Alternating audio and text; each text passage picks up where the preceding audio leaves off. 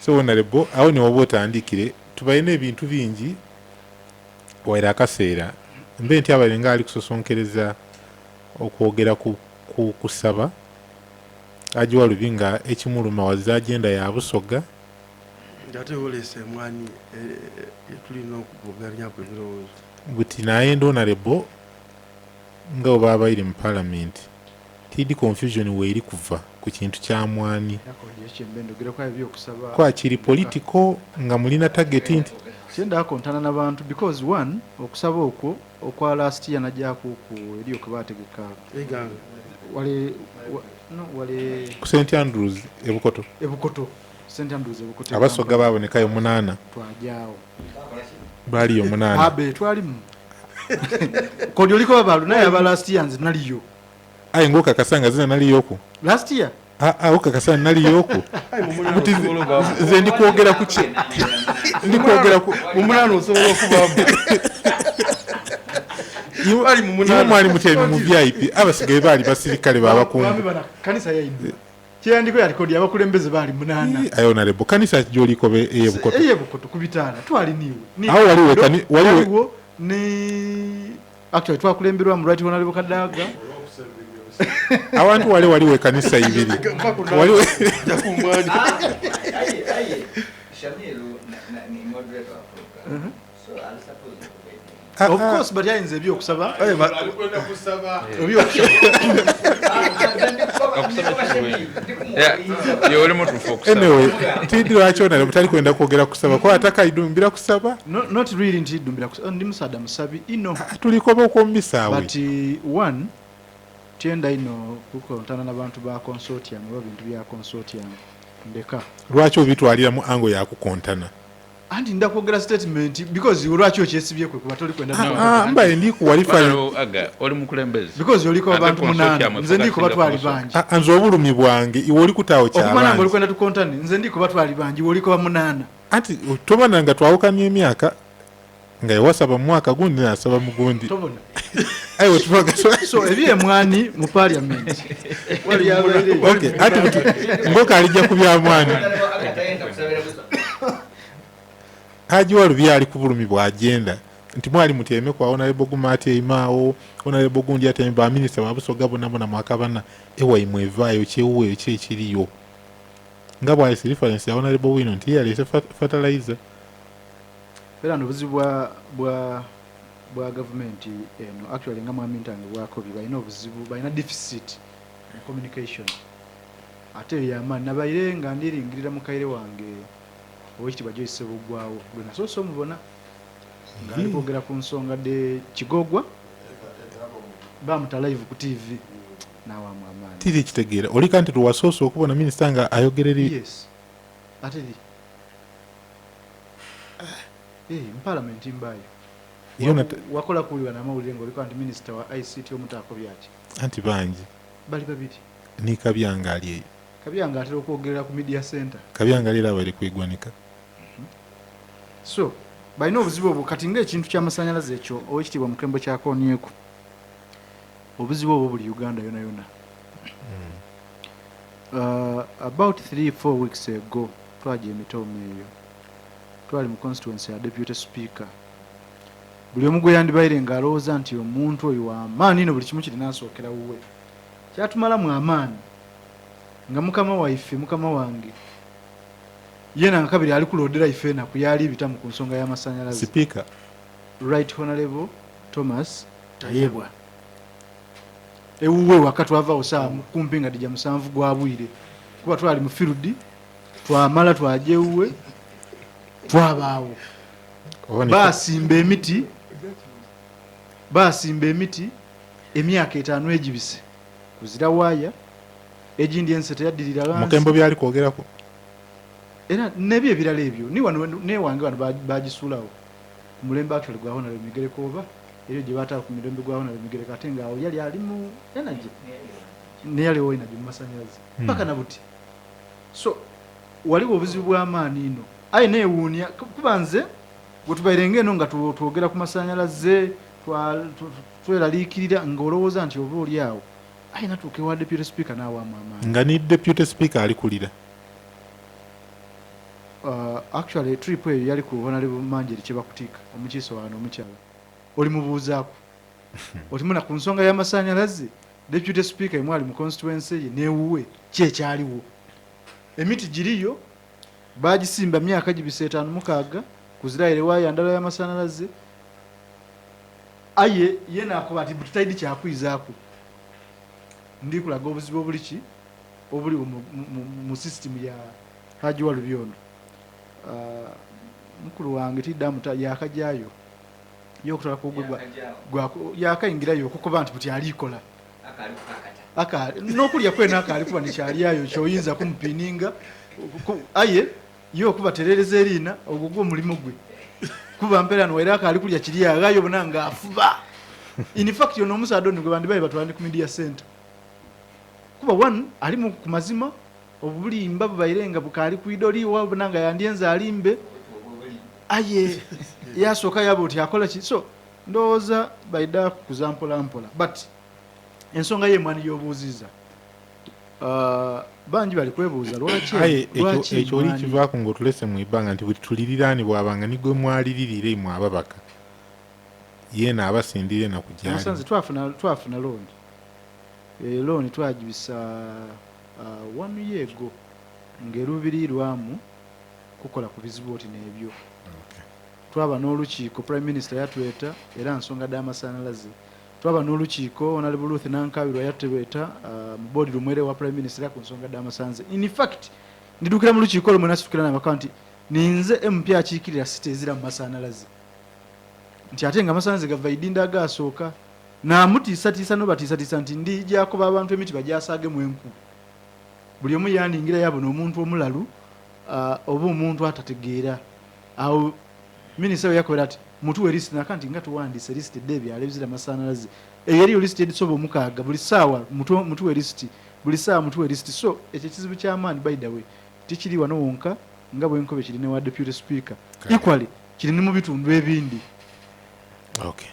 so butika tujje ku kyemwani ndowooza kiri ekyeitaka tukimaliriza RDC ni Mwanyi Mukembo baida tufunira commissioner Mwanyi Mukaaga mwida mutufunira Mukaaga John Steven mukulu waffe okay encho minister w'eby'eitaka aida kuba mwidinda muno Honorable Judith Nabakoba sawa olukiiko lidatandika saawa 7 awo Kabulistaani awo haja bamu ebyo ebintu ebyalimbo kale so Honorable tutwale ku kintu obuzibu buli kuvaawo lwaki terere eningi ino kukutoolawo UCDA eire ministry y'ebyobulimi ko ati kiriviirawo irala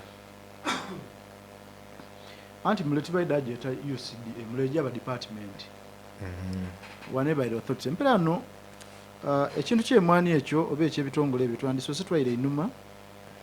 twebuuze lwaki byatondebwawo n'engeri y'okutegeera ndowooza lwaki awandi waliwo keerere ebitongole bino byatondebwawo nga waliwo obunafu naye okuviira mu ministries era nga bobona President Museveni we yatonda ama district nga aliko ati alikwenda kwongera buweereza eri abantu in fact nze ndina n'ekirowoozo nti nga bwe tuligaita butimperano ebitongole bino twongere tugaite n'ama district wabanga alika kasa kyalikola ki kyalikola tugaite ni constituencies idindeire mu city which is okay sitaire mu idinda ba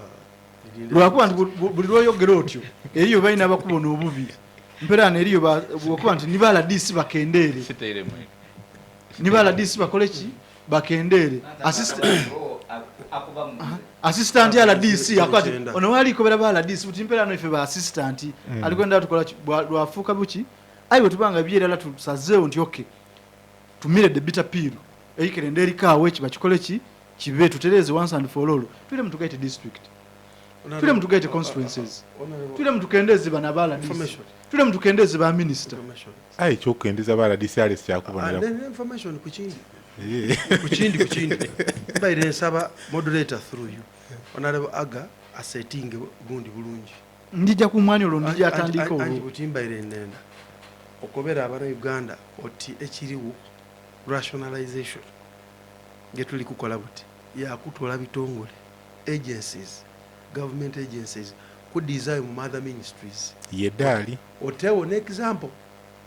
Me okoba otikisinze kukubya kerere kya Mwanyi. Kuba awandi bali kukulita. So omuntu tutambulenga naye me tumutuse ku Mwanyi. Nkukobye kino. Soka abona obulungi bwo kugaita kuba Mwanyi ebuli logijja kuyonka. Eri kuita spirit enunje ebitongole ebindi.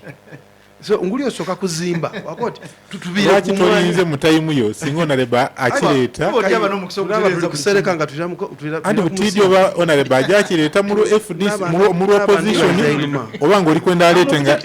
kale am objective now onaleba mukubo objective walonze yesi obano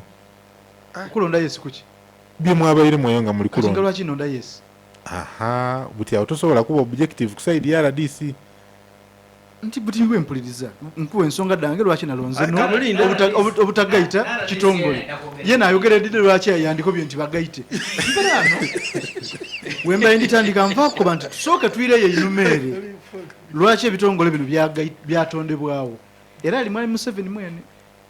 eyalwana ino bonanti ebitongole bino bikola ki nga waliwo obunafu bw'amaani no ministries ere ye bali nga bakolera emirimu kati nge Mwanyi died in Ministry of Agriculture, which is okay. Amata gali mu agriculture.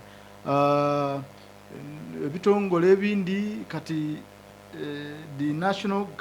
council for youth, national council for women, national council for disability nebisigaire mu gender, of course eyo gender era byayirayo ayi lwaki obuzibu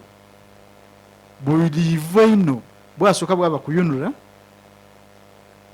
Of course nze yunula nawagira bagizeeyo bwamala bwaba ku UCDA mpera naawo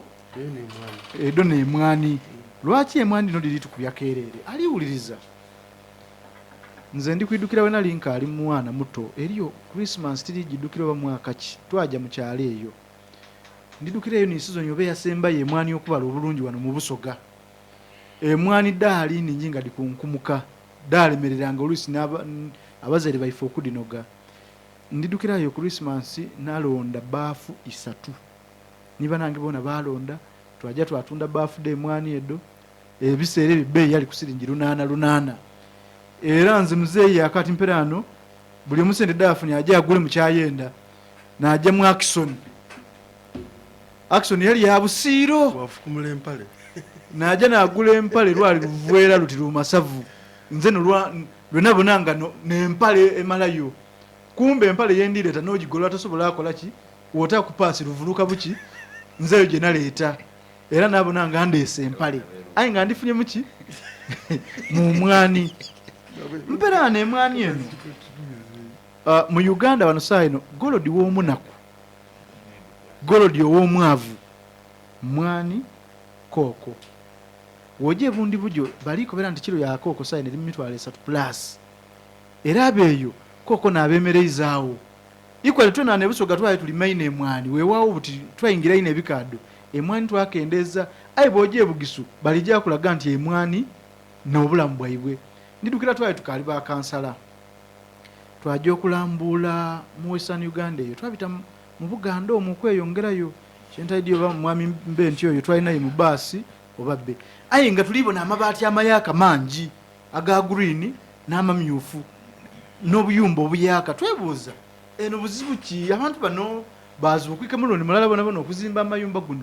kumbe bali mu Mwanyi terimba nga efforts da katikiro ne Buganda ni government of course they atawe doboneka nti batumbula ekirime kye Mwanyi kyali nga ditandise okuyirudinga eranga amabaati agamayaka agalimeruka galiva mu Mwanyi golodi w'omunaku nga wenkomenti niko ko golodi wa munaku buti Mwanyi edo badyo tandika ekitongole ekyo was it 1991 UCDA nge Mwanyi eziri baine Mwanyi ngeiririre Mwanyi ku mulembe gule gwena linganka ali kubawo ndidukira banko anti waliwo okunifuntula mperano ekitongole kino ekye Mwanyi kya Uganda Coffee Development Authority kyabanga kyawebwa omutewana ogwo okutumbula ekirime ekye Mwanyi okimarketinga n'ebisigaire ebigiira ku ani aleeta ekirowoozo ku kitaawe Mwami Museveni. kairemu Mwami Museveni. awo ojja okumpeeramu n'aleeta ekirowoozo okutaawo Mwami UCDA Museveni. mwene Mwami Museveni nga UCDA ya Busoga ya Bugisu ya Uganda. weyongere Era ne yakobye evveewo ndidi kyoli kwenda okuba oti mempera anoba kulene yabona nti nungi lwaki yakobye evveewo. nze mbuuzabuuze toyanukula So ne yakobye era ekole ki? Era okumananga yena balimananga bakoze ensobi. Bukya kibaawo yakawandiika emikugu gy'ebbaluwa giti. Ido yawandiise ng'ali kuwagira kiveewo. Ido yawandiise, leera awandiise, ekyo tikya buliido. ng'ali ku obutidde ebbaluwa dali kuwandika doli kwetedde okulala ng'ali kumalanga yeekuba yaka nti aye olwa pressure emu buti mujje mu maiso nikimuliko Mperano yena idinga ekyo ekyakolebwa tikituufu. lwaki kino kyemuliibona ekyakolebwa tikituufu Lwaki kyetulibona kankwesa aye nga yunula eyali ekola ku nguudo mu Uganda wonna yo mwaikiriza egi mu mwaka gwa 2015-2016 twatunda emwani ensawo obukayire buna n'emitwalo 3 obukayire buna n'emitwalo 3 obusawo bw'ekirenkaaga lwa UCDA nze ntyo bwe nkitwala 2023 omwaka ogwawoire twatunze obukayire buli mukaaga buli munana buli mukaaga nja kwetegereza bulungi statistics. Honorable Aga oli oti oli kusoma budget ya Uganda akuwulirise ekyo takitegeera Wenkoba ndikoba nti nkwenda emwani dino tudipima mu kiro nkaaga edija kuluya for export. Mperano we tupima mu kiro nkaaga omwaka 2015 twatunda ensawo ed'ekiro nkaaga obukayire buna n'emitwalo 3. Buti we kyokolaawo ogema ekiro nkaaga taimuzi obukayire buna n'emitwalo 3 but for export tutunda mu kiro nkaaga. ekyekindi honorable kyoli twala mutiri kutegeera kyenti omuntu nze wa bulido kyendi kwenda okutegeera UCD ekitongole kyonna kyona okuvaawo okendeza ku muwendo ogw'esente edibaditeebwamu n'abakozi abakolera mu bakiyize ebiministry ebyobulimi gyekyali kiziyiza iwe kulima amwani Anti buti kiri kiti Uganda nge kirime kyemwani tiduma timwogo. This is an international commodity. Ebirimenga mpera n'emwani sukali koko tibya bulido n'amajani nga kugatayire birina emitendero mingi mwe bibita birina certifications oba okusunsulibwa kw'amaani kwe bibitamu okusobola okubanga bituukana n'okuvuganya akatale k'ensi yonna. Ensi edisinga olima emwani kati nga Brazil, Vietnam, bw'ojjanga mperano Ethiopia niye kuba wano ku muliraano e Kenya bona